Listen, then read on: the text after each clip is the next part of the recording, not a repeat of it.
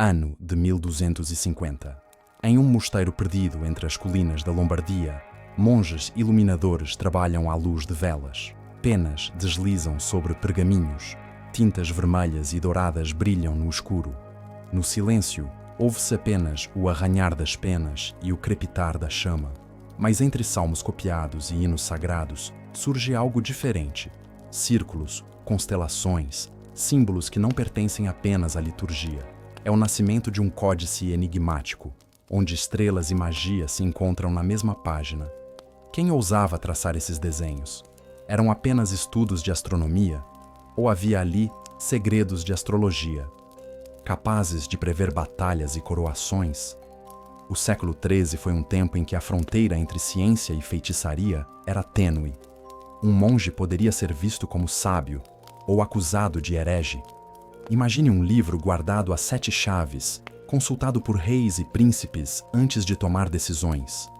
Um códice que prometia revelar não só o curso dos astros, mas também o destino dos homens. Essa obra existiu? Teria sobrevivido ao rigor da Igreja?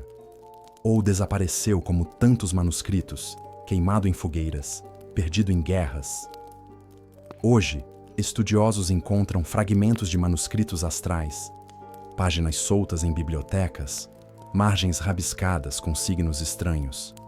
Cada detalhe reacende o mistério. O que realmente buscavam aqueles monges? Sabedoria divina ou poder oculto? Neste episódio, vamos mergulhar nesse universo fascinante, o Códice das Estrelas e da magia medieval. Você vai descobrir como ciência e superstição se misturaram no coração da Idade Média e por que esse manuscrito continua a intrigar até hoje. Para entender o enigma do Códice das Estrelas, precisamos voltar ao século XIII, um período de transformações profundas. A Europa medieval estava marcada por contrastes. De um lado, a fé católica dominava cada aspecto da vida. Do outro, crescia a curiosidade intelectual alimentada por contatos com o mundo islâmico e traduções de textos antigos. Nesse cenário, astronomia e astrologia não eram vistas como opostas, mas como saberes complementares. Universidades estavam surgindo em cidades como Bolonha, Paris e Oxford. Nelas, o estudo do céu tornava-se parte essencial do currículo. Grandes nomes como Alberto Magno e Roger Bacon investigavam o movimento dos planetas, ao mesmo tempo em que aceitavam a ideia de que os astros podiam influenciar o destino humano. Não se tratava apenas de superstição. A observação do firmamento era considerada uma forma de compreender a ordem criada por Deus. É nesse ambiente que aparecem códices misteriosos, manuscritos ricamente ilustrados, guardados em mosteiros ou bibliotecas privadas. Muitos misturam tabelas astronômicas com diagramas astrológicos, cruzando conhecimento prático e símbolos esotéricos. Alguns, como o famoso Liber Astrologiae, atribuído a Guido Bonatti, circulavam entre reis e nobres. Outros permaneciam escondidos, talvez por conter conteúdos mais arriscados aos olhos da Igreja. O século XIII também foi um tempo de cruzadas e expansão do cristianismo. Soldados e peregrinos traziam do Oriente não apenas relíquias, mas também livros e saberes. Em Toledo, tradutores árabes, judeus e cristãos vertiam para o latim obras de Ptolomeu, Aristóteles e astrólogos persas. Esse fluxo de conhecimento despertava fascínio e medo. Se os céus podiam revelar presságios, quem dominasse esse saber poderia controlar decisões políticas e militares. Nas cortes, astrólogos eram consultados para escolher datas de batalhas ou coroações. O imperador Frederico II do Sacro Império Germânico, por exemplo, mantinha em sua corte estudiosos árabes que interpretavam os astros. Em Castela, Afonso X, o Sábio, patrocinou a compilação das Tábuas Alfonsinas, obra monumental que reunia cálculos astronômicos avançados para a época. Esses exemplos mostram como o poder político via na ciência do céu uma ferramenta estratégica. No entanto, havia sempre uma linha perigosa. A Igreja aceitava o estudo da astronomia como parte da ordem natural criada por Deus, mas via com desconfiança a astrologia, quando esta pretendia prever o futuro ou anular o livre-arbítrio. Assim, um códice que misturasse mapas celestes e fórmulas mágicas poderia ser tanto admirado quanto condenado. Imagine um manuscrito guardado em cofres, acessível apenas a poucos iniciados. Suas páginas poderiam trazer constelações acompanhadas de invocações, instruções para calcular eclipses ao lado de orações cifradas. Não seria apenas um manual de ciência, mas um portal para o desconhecido. Alguns fragmentos preservados em bibliotecas atuais, como os de Paris ou Viena, mostram símbolos zodiacais ao lado de imagens de anjos e demônios. Essa fusão de sagrado e profano caracterizava a mentalidade medieval. O universo era visto como um grande livro escrito por Deus, mas cuja leitura podia ser perigosa se mal interpretada. O Códice das Estrelas, portanto, não deve ser entendido como um objeto isolado. Ele representa uma tradição viva, alimentada por monges, reis e sábios que buscavam respostas nos céus. O século XIII foi o momento em que esse tipo de manuscrito floresceu, antes que a Inquisição endurecesse sua vigilância sobre saberes considerados suspeitos. É nesse contexto que a lenda do Códice ganha força. Um livro capaz de unir ciência, fé e magia poderia mudar destinos, mas também poderia condenar seus leitores. O enigma do Códice das Estrelas começa a se revelar nas histórias preservadas em crônicas medievais. Muitos manuscritos não sobreviveram intactos, mas ecos de sua existência aparecem em relatos de monges, viajantes e cronistas. É como se fragmentos dispersos formassem um mosaico, deixando pistas de um saber perdido. Uma das primeiras menções surge em manuscritos da Península Ibérica. Tradutores que trabalhavam em Toledo registram tabelas astrais vindas do mundo árabe. Entre elas, certos códices traziam notas marginais com símbolos estranhos, círculos concêntricos, figuras humanas associadas a planetas, inscrições em latim corrompido. Alguns estudiosos modernos acreditam que essas notas eram tentativas de unir astrologia e magia cerimonial. Outra pista aparece na Itália, ligada ao nome de Guido Bonatti, astrólogo da corte de Frederico II. Ele era respeitado por sua habilidade em calcular eclipses e prever presságios políticos. Sua obra, Liber Astronomiae, circulou por toda a Europa, mas alguns manuscritos atribuídos a Bonatti incluíam seções apócrifas, repletas de símbolos mágicos. Teriam sido inseridas por discípulos ou copistas posteriores? Ou o próprio Bonatti teria ousado ultrapassar os limites da ciência permitida? As crônicas também falam de monges em mosteiros do sul da França, especialmente ligados à tradição dos cátaros. Esses grupos perseguidos eram acusados de heresia, e documentos da Inquisição mencionam livros astrais usados em seus rituais secretos. Um inquisidor descreveu páginas onde o zodíaco era combinado com orações em latim e nomes de anjos caídos. O Códice das Estrelas poderia ser um desses manuscritos confiscados e, talvez, destruídos. No norte da Europa, registros da abadia de Saint-Denis mencionam um códice trazido por cavaleiros vindos da cruzada. Ele continha diagramas celestes, acompanhados de fórmulas em árabe. O manuscrito teria sido mantido em segredo por séculos, até desaparecer durante a Guerra dos 100 Anos.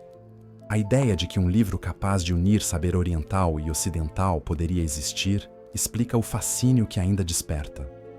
A descrição mais perturbadora, no entanto, vem de uma carta escrita em 1290 por um estudante da Universidade de Paris. Ele menciona ter visto, em posse de um professor de astrologia, um livro adornado com iluminuras de ouro. Entre as imagens, havia uma cena de Cristo cercado por signos zodiacais e anjos que seguravam planetas como se fossem orbes. Para alguns, essa mistura era apenas metáfora teológica. Para outros, era blasfêmia. As reações das autoridades eram diversas. Em algumas cortes, o códice era visto como um instrumento de poder. Em outras, era condenado como heresia. Em 1277, o bispo Etienne Tempier, de Paris, publicou uma lista de condenações contra ensinamentos que colocavam os astros acima da vontade divina. Esse decreto tornou qualquer livro que prometesse prever o destino humano um objeto perigoso. No entanto, o fascínio persistia. Nobres e reis não deixavam de consultar astrólogos, mesmo quando a igreja proibia. O Códice das Estrelas, ou versões dele, teria circulado em segredo, passando de mãos em mãos como um tesouro oculto. Alguns relatos sugerem que foi usado para escolher datas de coroações, casamentos e até para iniciar guerras. Durante esse período, surgiram rumores de que o livro não era apenas uma compilação de cálculos, mas também um guia de magia astral. Segundo essas histórias, quem o possuísse poderia invocar forças celestes para obter proteção ou maldição. Os desenhos das constelações serviriam como chaves simbólicas, e certas orações poderiam abrir canais de comunicação com entidades invisíveis. Em bibliotecas modernas, fragmentos de manuscritos confirmam parte dessa tradição. Em Viena, um pergaminho do século XIII mostra diagramas astrais, acompanhados de instruções para a preparação de talismãs. Em Oxford, um códice inclui orações ligadas ao movimento da lua, sugerindo práticas de magia natural. Esses documentos não formam um livro único, mas indicam que existia um corpo de saber que misturava ciência, fé e magia. A tensão entre o permitido e o proibido é o que dá ao códice seu caráter misterioso. Para alguns monges, estudar os astros era um ato de devoção, compreender a ordem criada por Deus. Para outros, era arriscar-se a cair em tentação, transformando o céu em ferramenta de poder. Essa ambiguidade se reflete nas próprias páginas. De um lado, cálculos precisos sobre eclipses. Do outro, símbolos que evocam anjos, demônios e forças ocultas. O clímax dessa história surge quando pensamos no impacto que um códice assim poderia ter. Imagine um rei, diante de uma decisão crucial, abrindo um livro iluminado com estrelas douradas. A página mostraria não apenas constelações, mas também instruções sobre sacrifícios, invocações e presságios. A escolha de uma batalha, a assinatura de um tratado, até o nascimento de um herdeiro poderiam ser guiados por esse conhecimento. Nesse ponto, a ciência do céu se tornava inseparável da magia. O desaparecimento do códice acrescenta ainda mais mistério. Nenhum exemplar completo chegou até nós. O que restou são menções em cartas, fragmentos dispersos e a memória em crônicas. Foi destruído pela Inquisição? Oculto em arquivos secretos do Vaticano? Ou ainda repousa em algum cofre, esperando ser redescoberto? O desenvolvimento dessa história mostra como o códice não era apenas um livro, mas um espelho da mentalidade medieval. Ele reflete o desejo humano de controlar o destino, de buscar nas estrelas não só conhecimento, mas também poder. E revela como a linha entre devoção e heresia, entre ciência e magia, era mais tênue do que imaginamos. A narrativa chega agora a um ponto crucial. Não basta descrever o que se dizia sobre o códice, é preciso enfrentar as hipóteses, os conflitos entre fé e razão, e perguntar, afinal, o que era esse livro? Um tratado científico? Um grimório? Ou algo entre os dois? A essa altura, o Códice das Estrelas já não é apenas um livro perdido. Ele se torna um campo de batalha entre visões de mundo. Para uns, era prova da harmonia do cosmos, reflexo da ordem divina inscrita nos céus. Para outros, era uma ameaça, capaz de subverter a fé cristã com práticas suspeitas. O século XIII foi marcado por esse choque constante. Ciência nascente contra dogma religioso, curiosidade contra medo. A primeira hipótese é a científica. Alguns estudiosos acreditam que o códice foi apenas um manual avançado de astronomia. Os diagramas de constelações, os cálculos sobre eclipses e as tabelas de movimento planetário serviriam para aprimorar o conhecimento dos céus. Em um tempo sem telescópios, observar os astros era essencial para a navegação, agricultura e até para marcar o calendário litúrgico. Assim, o códice seria uma ferramenta legítima, herdeira da tradição grega e árabe. Mas logo surge a segunda hipótese, a astrológica. Muitos fragmentos encontrados em bibliotecas revelam não apenas cálculos, mas também interpretações. A posição de Saturno, por exemplo, poderia indicar desgraças. Júpiter, prosperidade. Esse uso ultrapassava a simples observação, entrando no território da previsão. Nesse ponto, a Igreja começava a se incomodar. Prever o futuro significava questionar o livre-arbítrio, um dos pilares da fé cristã. A terceira hipótese é a mágica. Relatos de inquisidores descrevem livros que combinavam signos do zodíaco com nomes de anjos e demônios. Para eles, o Códice das Estrelas não era ciência, mas feitiçaria. Essa visão encontra apoio em fragmentos que trazem instruções para confeccionar talismãs ou rituais ligados a fases da lua. Se verdadeiros, esses elementos fariam do manuscrito um grimório, um manual de magia astral. O conflito entre essas visões se acentua quando observamos o uso político do saber astrológico. Reis e imperadores consultavam astrólogos antes de tomar decisões. Frederico II, Afonso X e outros governantes usaram cálculos astrais em momentos cruciais. Se o códice realmente existiu em sua forma completa, poderia ter servido como arma de poder. Nesse caso, não seria apenas um livro de ciência ou magia, mas um instrumento de domínio político. Os opositores, no entanto, reagiam com força. Em 1277, a condenação de Etienne Tempier proibiu expressamente certas doutrinas ligadas ao determinismo astral. A partir daí, qualquer códice que sugerisse que os astros controlavam o destino humano corria risco de ser considerado herético. Esse choque entre fé e saber não apagou o interesse, mas o empurrou para a clandestinidade. Alguns historiadores modernos levantam ainda uma quarta hipótese. O Códice das Estrelas nunca teria existido como um livro único. O que chamamos assim seria apenas uma coleção de fragmentos, lendas e crônicas que, ao longo dos séculos, se fundiram em um mito. De acordo com essa visão, a ideia de um manuscrito perfeito, capaz de unir astronomia, astrologia e magia, seria fruto da imaginação medieval. Mesmo assim, o mito tem poder. Ao acreditar nele, gerações de estudiosos e curiosos mantiveram viva a busca.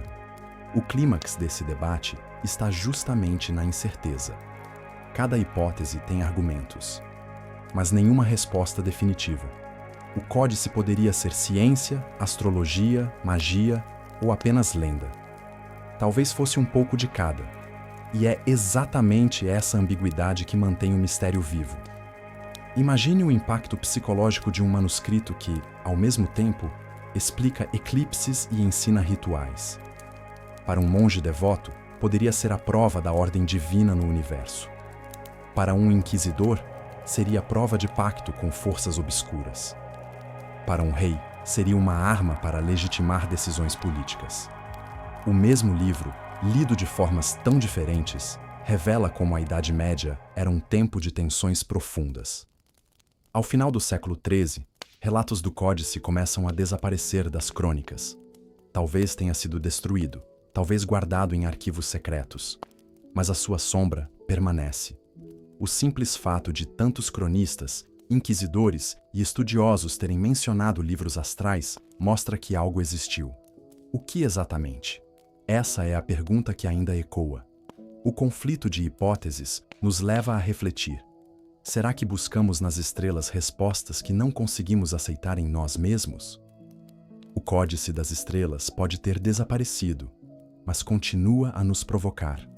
Afinal, o que é mais perigoso? Acreditar demais nos astros ou negar completamente o mistério que eles representam? Depois de atravessar séculos de rumores, precisamos separar aquilo que é documentado do que pertence ao reino da lenda. O chamado Códice das Estrelas não existe hoje como um manuscrito único, preservado e identificado. Nenhuma biblioteca da Europa guarda um volume com esse título ou com todas as características descritas nas crônicas. O que temos são fragmentos, menções indiretas e manuscritos que se aproximam da ideia. Entre os fatos comprovados, podemos citar a Liber Astronomiae, de Guido Bonatti, escrita no século XIII, considerada a obra de astrologia mais influente de sua época. Também são reais as Tábuas Alfonsinas, compiladas sob o patrocínio de Afonso X de Castela, que trouxeram cálculos astronômicos de grande precisão. Esses documentos mostram que ciência e astrologia eram efetivamente estudadas em paralelo. Outro fato inegável é a condenação de 1277, promovida pelo bispo Etienne Tempier em Paris, que proibiu certos ensinamentos relacionados ao determinismo astral. Essa condenação histórica prova a tensão existente entre ciência e teologia e ajuda a explicar por que alguns manuscritos foram ocultados ou destruídos. Quanto às lendas, as descrições de um códice secreto que combinava mapas estelares com fórmulas mágicas permanecem sem provas materiais. Não temos um livro completo que mostre essa fusão de ciência e feitiçaria. Os relatos de inquisidores sobre livros usados em rituais podem ter sido exagerados para justificar perseguições. Da mesma forma, a imagem de Cristo cercado por signos do zodíaco pode ter sido apenas uma metáfora iconográfica, não uma heresia explícita. Portanto, o Códice das Estrelas deve ser visto como um símbolo, uma construção histórica que mistura realidades parciais, obras fragmentadas e a imaginação medieval. Ele representa o fascínio pelo céu e, ao mesmo tempo, o medo de ultrapassar os limites impostos pela fé. O mistério não é resolvido por completo, mas permanece vivo justamente porque nunca foi inteiramente explicado. O chamado Códice das Estrelas e da magia medieval é, em última análise, um espelho da própria Idade Média. Ele reflete a busca incessante por conhecimento em um mundo governado pela fé. A curiosidade humana diante do céu noturno e o temor de cruzar fronteiras proibidas. Não importa se existiu como um livro único ou se foi apenas uma soma de fragmentos, sua força está naquilo que simboliza. Ao longo do século XIII, a observação dos astros foi vista como ciência, como guia político e também como ameaça espiritual. Esse duplo sentido revela como o ser humano é capaz de transformar o mesmo objeto em luz ou sombra, conforme o olhar. Para os monges, era sabedoria divina. Para os inquisidores, era feitiçaria. Para os reis, era instrumento de poder. Hoje, ao folhear as páginas sobreviventes em bibliotecas, sentimos que parte desse mistério continua viva. Não temos todas as respostas, mas temos as perguntas. E elas são talvez mais importantes. Afinal, o que buscamos nas estrelas? Conhecimento, proteção ou apenas um reflexo de nossos próprios desejos? O códice permanece invisível, mas sua ausência fala tanto quanto sua presença e deixa no ar uma questão que atravessa os séculos. Será que o verdadeiro segredo está escrito nos céus ou em nossos corações?